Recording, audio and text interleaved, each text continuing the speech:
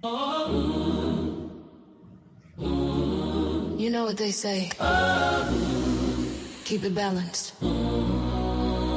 Keep it cute. But baby, my balance, it comes from above. So step light. Hold your head high. We gon' praise and still look fly.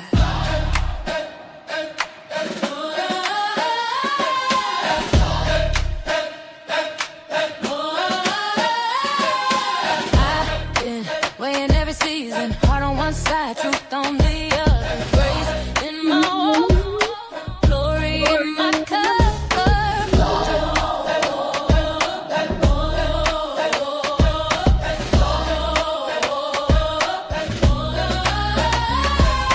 Step to the left, I'm aligned. Peace in my heart, made of mine. Wrist shining, Bible in my bag.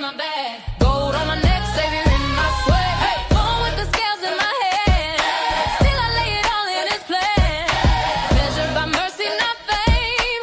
He called my star by my name. I'm a Libra in the light, standing tall in my faith. Pretty smile, holy style. I got heaven on my face. Oh yeah. When I move, when I glide, it's the grace in my stride. Balanced by the blood, that's my scales and my pride. That's my scales and my pride.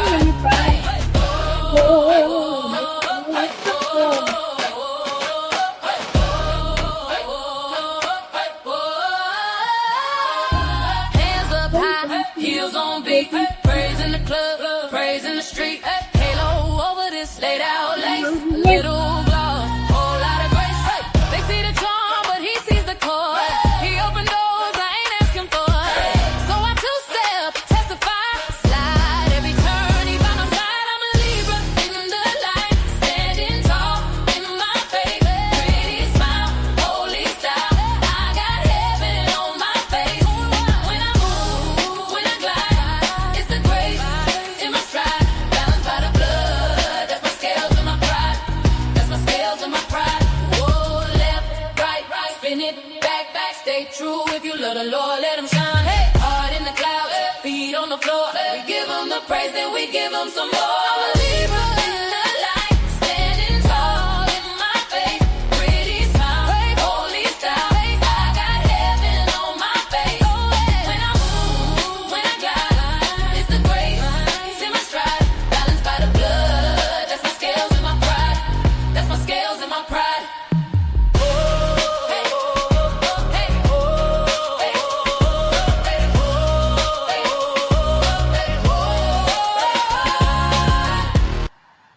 Hey everybody, this is your girl Creole, Butterfly Libra, Butterfly Coco 929, coming to you from the great state of Kentucky, where the women are beautiful, the horses are fast. The horses are beautiful, the women are fast. It just really depends on what you like. You know I'm the Oprah of the what? The smooches. So you get smooch, everybody gets a darn blasted smooch. And also I want to say happy birthday, happy anniversary, happy quinceañera, happy bar mitzvah to Lottie Dottie and every darn body on the sound of my voice, okay? All right, so forgot to give you that. I'm trying to hurry up and get through this real quick. So I hope everybody has had a beautiful Tuesday, terrific Tuesday. I hope you have, okay? I know something, there was a verdict given. I'm not going to get into that because my feelings is type of tender right now where that's concerned. You know, you got to work with your ministry. And right now, my ministry ain't nowhere near good where that's concerned, okay? Somehow I knew that was going to happen. Okay, moving on. I want to talk to you guys about something real quick, okay? I am so sick of people, the powers that be, giving people that don't have a lick in the split of training the ability to tell us what to do and what not to do. This has been going on for a while, okay? I want to show y'all something real quick.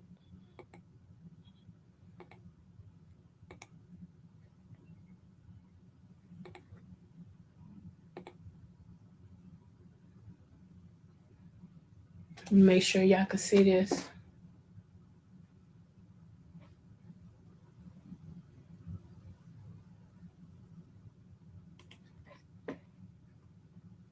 Hold on.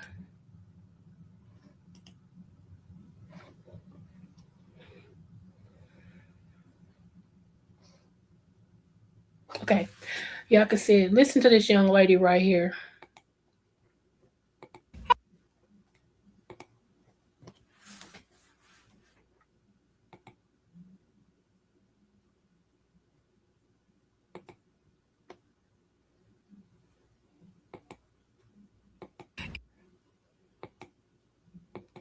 Come on with the Abraham Flexner. Now, I'm an ICU registered nurse, and I am from Louisville, Kentucky. And we have this area of town called Hospital Curve. Now, around Hospital Curve, there was a street called Abraham Flexner Way. Okay. And I would see it so much, and I'm like, I need to know who the hell Abraham Flexner is, because, of course, you name things after people if they're significant, correct? Now, Abraham Flexner was an educator that was born and raised in Louisville, Kentucky, who wrote a report called the 1901 Medical Report that basically told reform on the medical institution and hygienic standards and things like that. Okay. Now, we're going to talk about what those hygienic standards were. Okay. Now, prior to his report, I believe it was reported somewhere between 7 and 19, but 7 for sure universities that were HBCU grounded medical colleges. Okay. I do have the 5 colleges listed here. They are Flint Medical College in New Orleans, Louisiana, Knoxville Medical College in Knoxville, Tennessee. We have Leonard Medical School of Shaw University in Raleigh, North Carolina. We have Louisville National Medical College in Louisville, Kentucky. Speaking of medical school, that's the medical school I went to, Louisville National College in Kentucky. And we have University of West Tennessee College of Medicine and Surgery in Memphis, Tennessee. Now, there are 2 universities that to this day remain, and that is Howard University in Washington, D.C. and Meharry Medical College here in Nashville, Tennessee.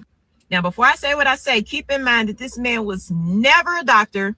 He was never a hygienist. He never was a scientist. He didn't even have a doctorate degree, okay? He had a bachelor's in arts. I want you to remember that. Now, have you ever sat back and thought to yourself, it's crazy how you go to a hospital and the Black physicians, especially Black surgeons, are next to none wherever you go? Well, you have Abraham Flexner to thank for that.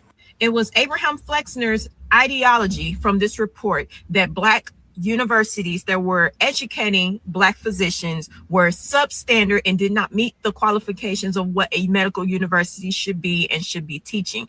And he also believed that they were filthy and were a liability. How were they a liability? They believed that Black people suffer from certain diseases, communicable diseases that could be spread from Black people to white people. And he did not feel like that was something that needed to happen. Now, this 1901 Flexner report was widespread and adapted by all medical universities across the United States and Canada. So, welcome to your first introduction to systemic racism in the medical field. This man had no medical background, but yet was sent out to survey certain colleges. And most of these colleges he never even set foot in. But because of what he said, and because he thought that certain universities that were ran by Black people were deemed filthy, that led to closure of those colleges due to reduced enrollment rates, reduced satisfactory rates, and of course, as we see, they were considered unhygienic. Now, the little known fact that Howard University and Meharry have produced all Black physicians that have come out of the United States up until the 1960s. Now, we do have other Black HBCU colleges now, like Howard University, and I think Charles R. Drew University, but for that time being, from the 1901 to the 1960s, that was 50 years of educators, 20 to 30,000 educators, physicians, that had fallen off the face of the earth. They were no longer allowed to complete their program. They couldn't enroll into another program. They just disappeared. Y'all, this man said, and I quote, "A well-taught Negro sanitarian will be an immensely useful and essentially untrained Negro wearing an MD degree is dangerous." His idea was that Black people in medical school need to be taught hygiene standards only. They don't need to be taught how to treat patients. They don't need to be taught how to do surgery. They don't need to be taught how to do anything else except for that. That's where his standard was, as far as making sure that medical procedures and medical standards were up to par.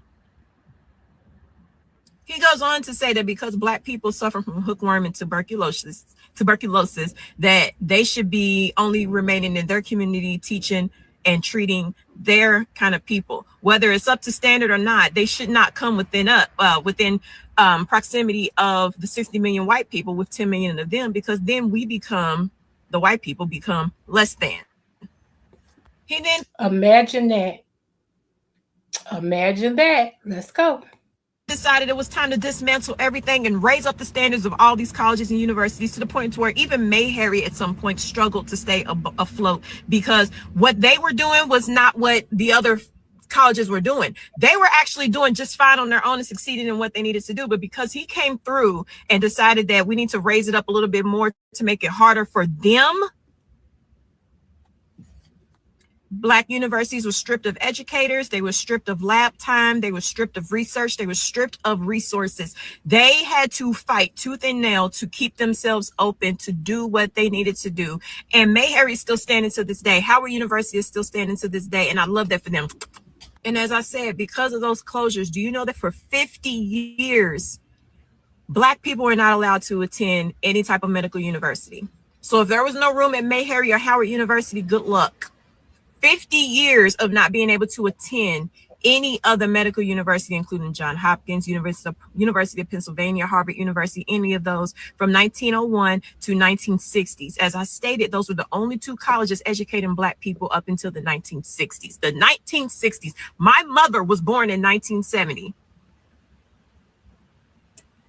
So that gap in healthcare, that gap in treatment that we have as Black people, it is real and it's for a reason. Thank you to this man. That is why it happens that way. And I am so glad every time I walk into a hospital and I see a Black physician, especially a Black surgeon, the same way my patients look at me and they see a Black nurse, especially one in ICU. And I've done a video about this. If you haven't seen it, please go watch it. I'm sorry this video is so long, but y'all, we have got to start talking about the stuff that matters. We have got to start talking about the things that hurt us as Black people. We can't keep letting people say, oh, they got a leg up because of, what they call that stuff, the whatever, y'all know what I'm trying to say. That ain't it.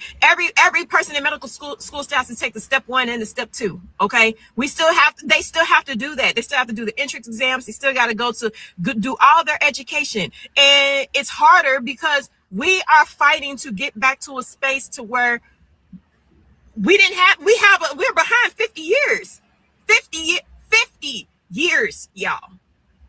50. I read a lot, and sometimes I get so mad when I read, because it's like, why did I choose to open this book and read that shit? Why did I choose to make myself mad? But I'm a firm believer in, if you're not learning, you're not living. So I love to be educated, and I love to spread the education to other people. If you haven't and you want to read the report, you can. It's a very long report. If you want to just research more on him, you can ask. Google's in front of you. But to my Black physicians that are in school and that are fighting to get to where you need to be, we are waiting for you. We see you. We are proud of you. Keep going. Okay. Love you. Bye. Hey, everybody. Quick question. Do you guys know?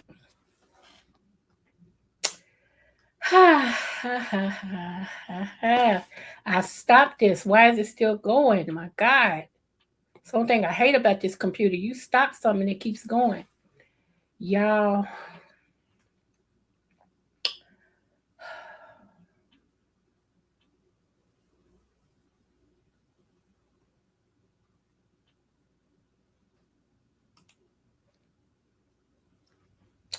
Y'all.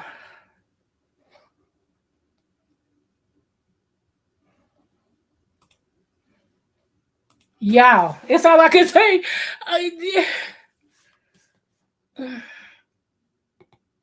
One of the most frightening things about that whole thing, I mean, all of it is frightening, but we are still going through the same thing with this Bill Gates. Bill Gates ain't never went to school for medical, and he's able to dictate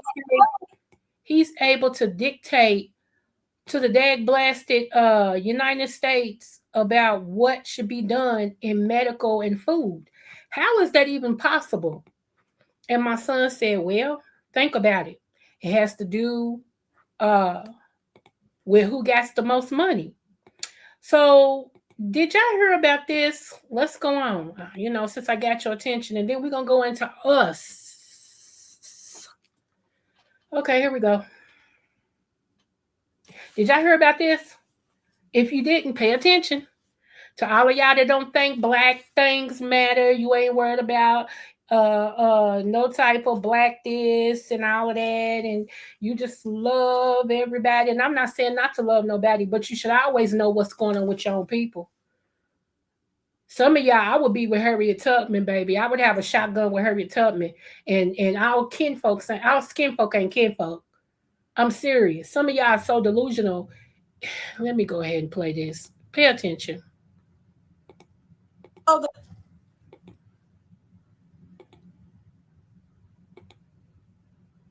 I don't know why this don't play.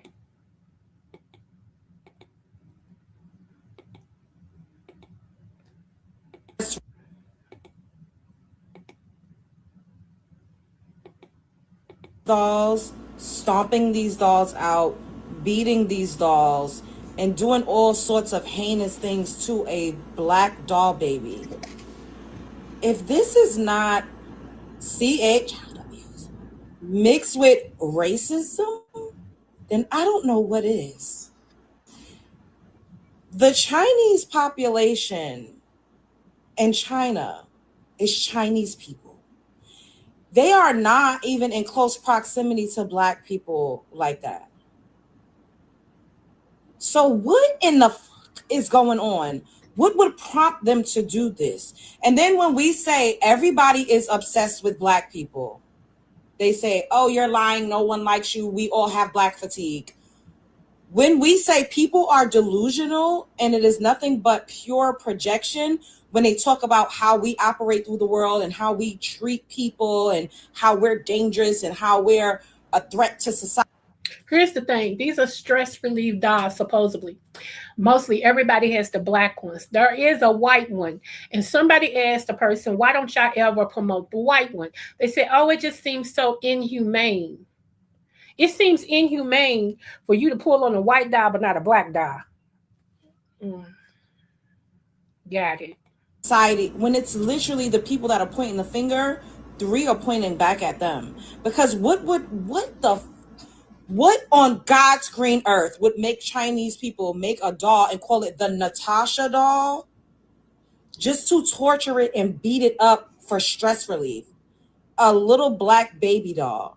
Literally, I've seen a video of a Chinese person running the doll over with a car, slapping the doll, slamming the doll, doing all sorts of demonic debauchery with this black baby doll. Yet people swear for God that we are the worst thing that happened to planet Earth. We've not done anything to anybody to subjugate them, denigrate them, disenfranchise them. What is like, and then we keep saying, well, what is the problem? What is the problem? It has to be pure jealousy and envy and just racism, because there's no excuse for this. There's no excuse. There aren't even black people in China like that for them to be doing this. Globally, everyone has an issue with black people. And then you'll be like, oh, well, if everybody has an issue, then maybe you're the problem. No, maybe we are the source. It got to be jealousy. It has to be, because what else is the reason for this? And just blatant racism. They are not even in proximity to black people like that in China. Yet they're taking delight in torturing a black baby doll. Let that sink in. What do y'all think about this? Sound off. Just wanted to show y'all that. Yes, they actually have the black dolls, the baby dolls. And hold on. And they are using them to punch them, run them over, stick things in them, everything for stress relief. And there was a question as, why aren't there any white ones? And it was told,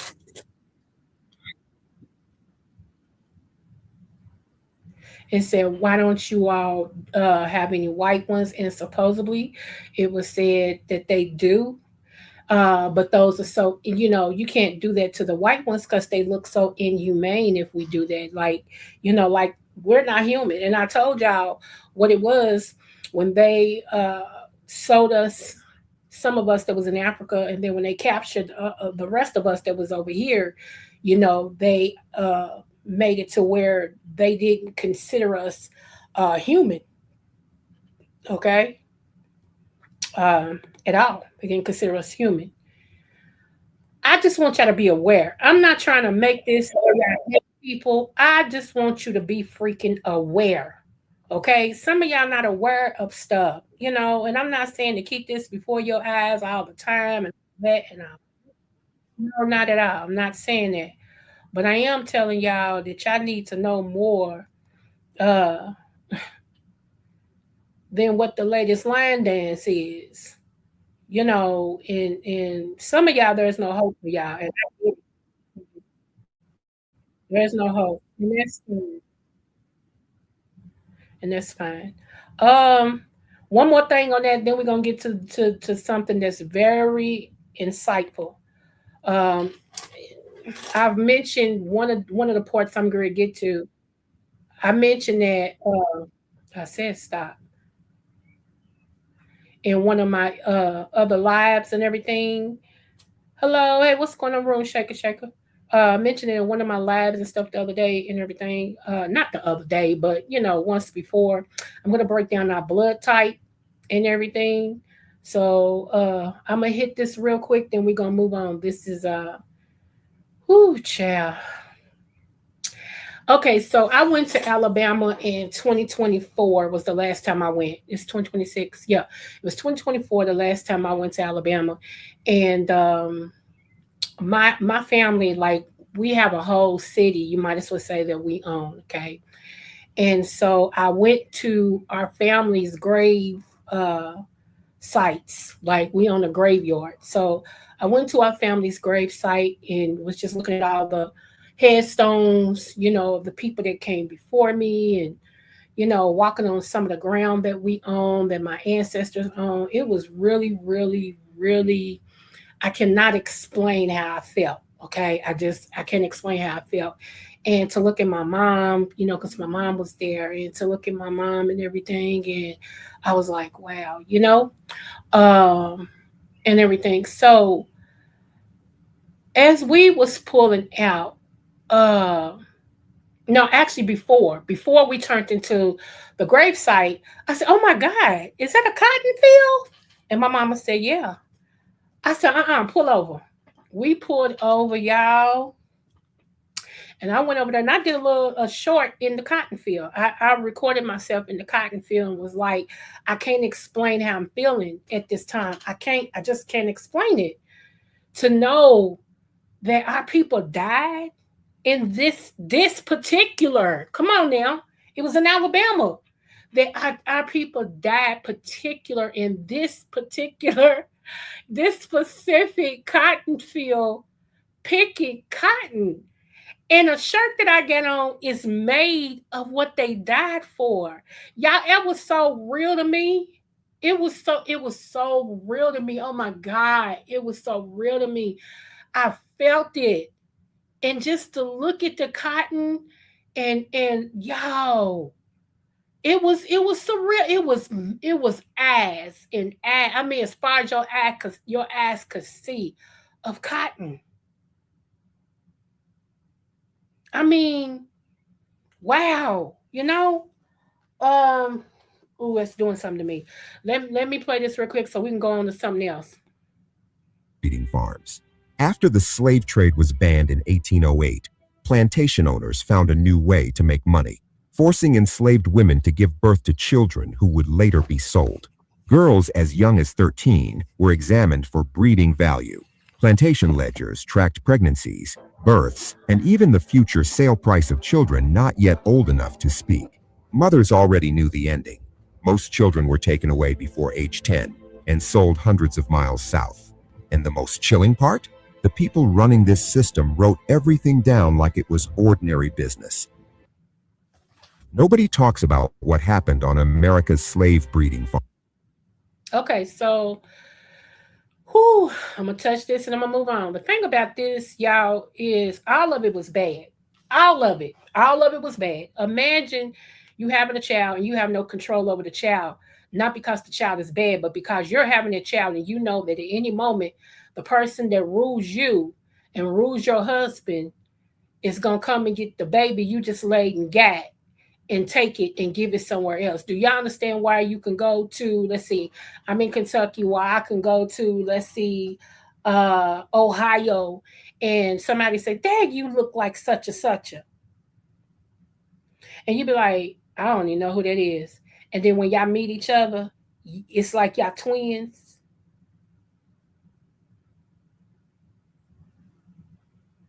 Let me tell you, true story. True story. I've told this before, but I'll tell it again right quick. True story. Well, I'm gonna tell this one. Okay, so I was at the store and I so happened to be in Alabama and we stopped at the store. And this lady said, you know what? You look like Eddie. And I started laughing. Because this lady don't know me from Adam. Okay. I'm all the way from Kentucky here in this store in Alabama. And she said, you look like Eddie. And I said, who? I said, what's Eddie's last name? And she told me, and I started laughing. She said, you his daughter. And I thought she was his daughter. I said, no, ma'am. I'm not his daughter. I'm his niece. I said, I don't even live in Alabama. She said, you lying? She said, you look just like his daughter. I said, no, ma'am. I'm his niece. That's my mama's brother. I said, what kind of coincidence is this? I come to a store. I live in Kentucky. I come to this store in Alabama and you know my uncle. I said, this is wild. She said, but you look like his daughter. She said, I mean, you look, that's why I thought you was his child. She said, y'all look alike. I said, yeah, like that. Okay, so we ride. We found to let my auntie know, my mama's auntie, we here, that we made it. And she said, well, come on to the house and blah, blah, blah. So we goes to the house and we hugging each other and stuff. I said, auntie, I said, believe it or not, I just stopped at the store to get me something to drink. And this woman told me I look like Eddie. She said, your uncle. I said, yeah, but she thought I was his daughter. She said, you do look like his daughter. Now, my uncle has 17 kids, okay? Let that sink in. 17. 17. She said, I'm going to show you a picture of her, but I'm going to call her. Y'all think I'm lying. Now, my mama and my brother, the brother that I was talking about, my mom and that brother don't look nothing alike. You can't even tell they kin. And they got the same mama and daddy. My mama took more of the Caribbean part, and my uncle took more of the Indian part. Okay, they don't look nothing alike. Same mother, same daddy. I could see if they had different mothers, different fathers. No, same mother, same daddy. Okay, all right. So when she called my cousin over, y'all, you think I'm lying? My cousin, when I saw her get out of that car, I was freaked out because she looked like me. No, seriously. We the same height. We was the same build.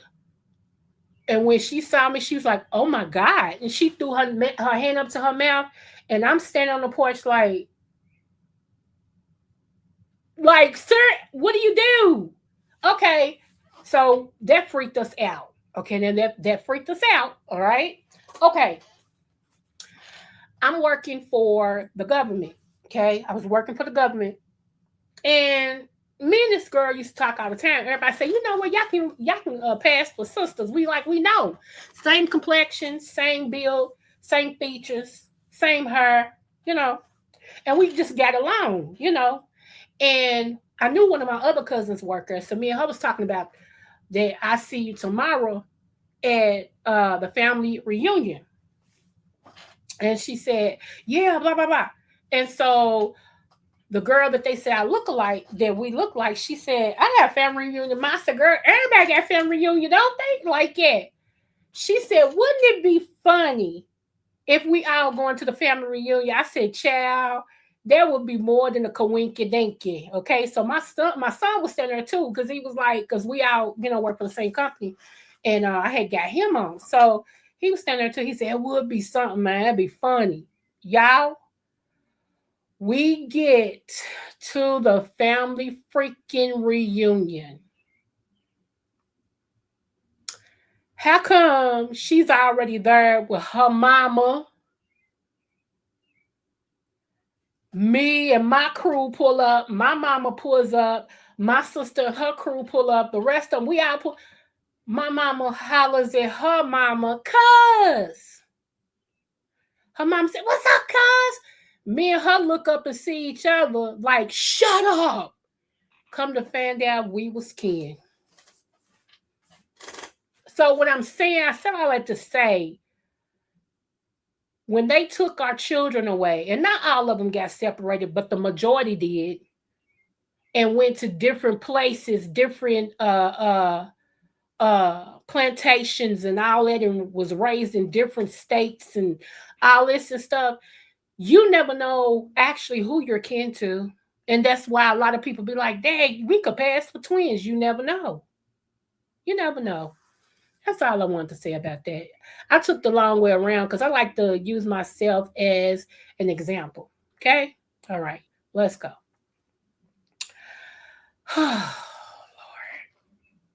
What is the next thing I'm supposed to be talking about? I don't forget. Okay. Okay.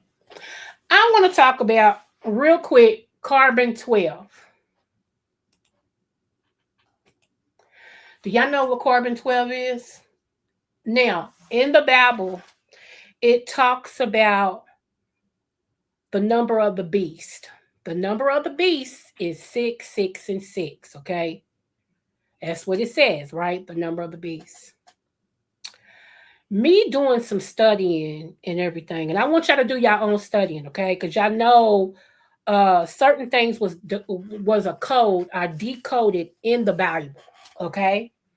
That means it says one thing but means another. And my understanding, the 6, 6, and 6 actually describes Black people. Okay, I'm gonna take my time to say that again. From what my biblical studies is showing, and from what my showing is, the 666, it's actually, instead of being the beast, is actually, let's just say this. Say they said the beast will take over our rise or whatever the case may be. Okay.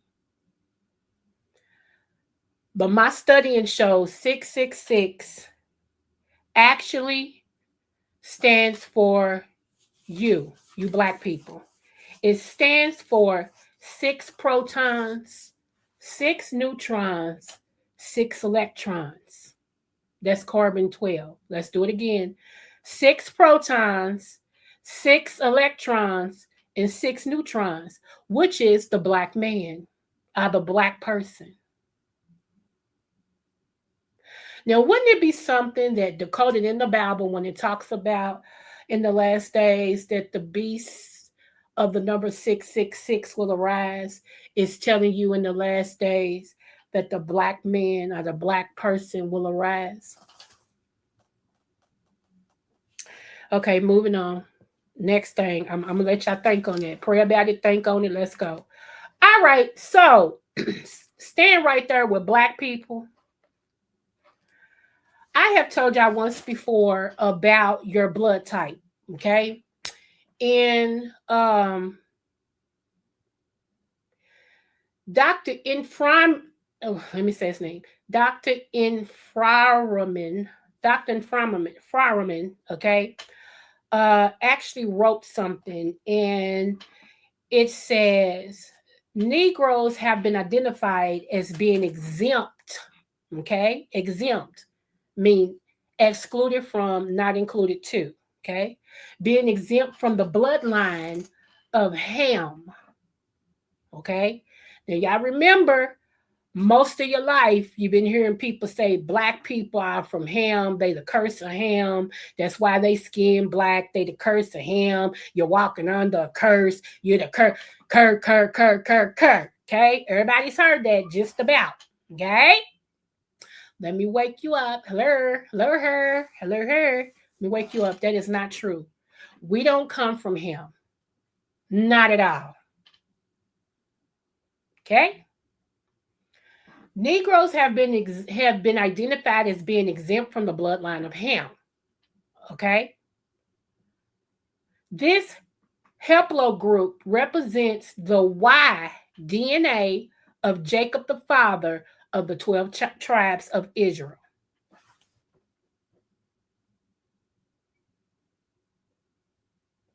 So let me follow this up. Ham was the youngest son of Noah, born probably about 96 years before the flood, and one of the 8 persons to live through the flood. Excuse me. He became the progenitor of the dark race, okay? But not the Negroes, but of the Egyptians, the Ethiopians, the Libyans, and the Canaanites. We're going to do a live on the Canaanites one day. That's an interesting bunch, okay? So just want you to know that. All right, all right, all right. Oh, Lord, today. Let me hurry up so I can get out of here. Imagine. Whew, Jesus, fix it.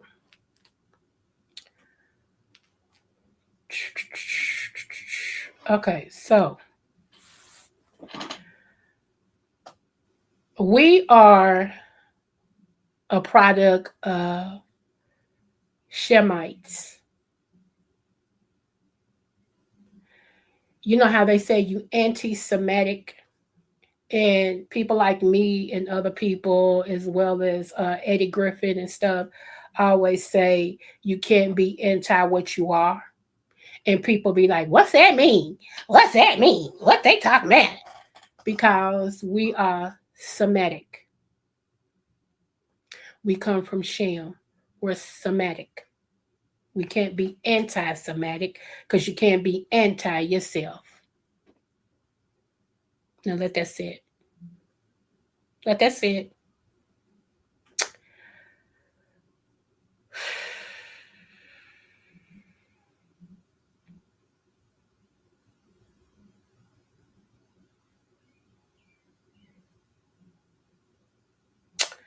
So, DNA haplogroup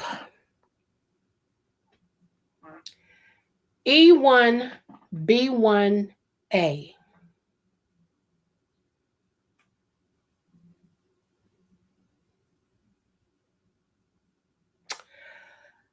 This haplogroup is found predominantly among the Bantu, which is Negroes, okay?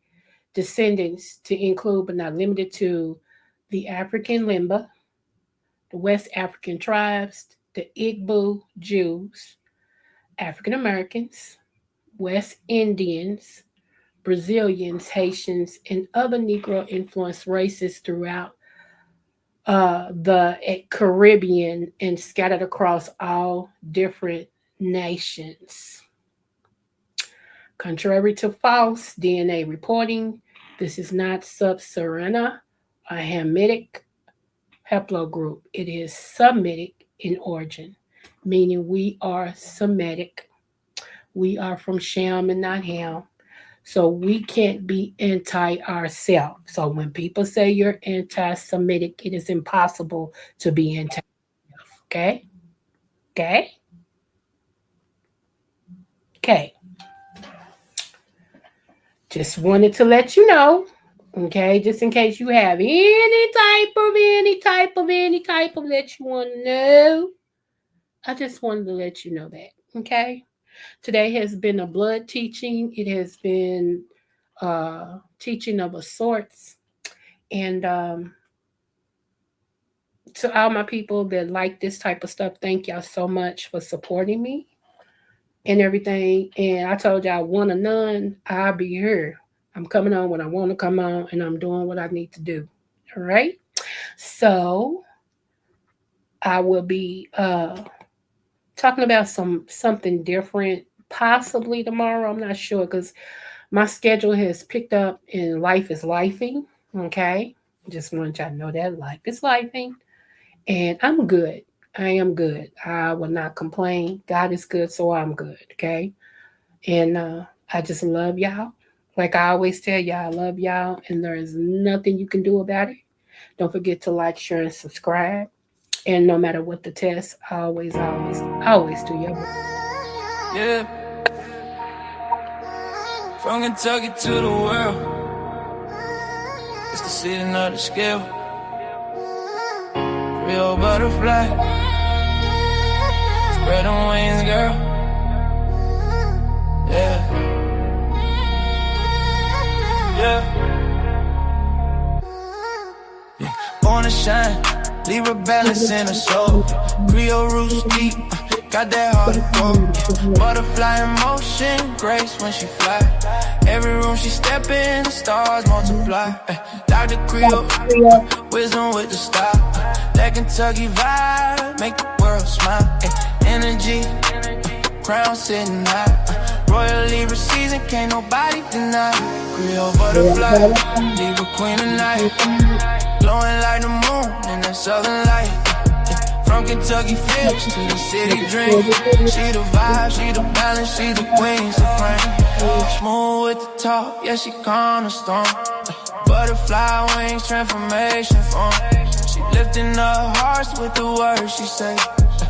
A Libra queen guiding us all the way. Hey, Kentucky pride, rhythm in her veins. Creole fire running through her name. She walk by, the whole crowd sing. Long little queen, let the bell of love ring. Yeah, butterfly, don't you slow it down. Dr.Creole in the royal crown. Balance in the spirit, love in her hand. Libra queen, ruler of the land. Creole butterfly, Libra queen tonight. Glowing like the moon in that southern light. From Kentucky fields to the city dream. She the vibe, she the balance, she the queen supreme. Yeah. So spread your wings, let your soul be free. Yeah. Dr.Creole butterfly.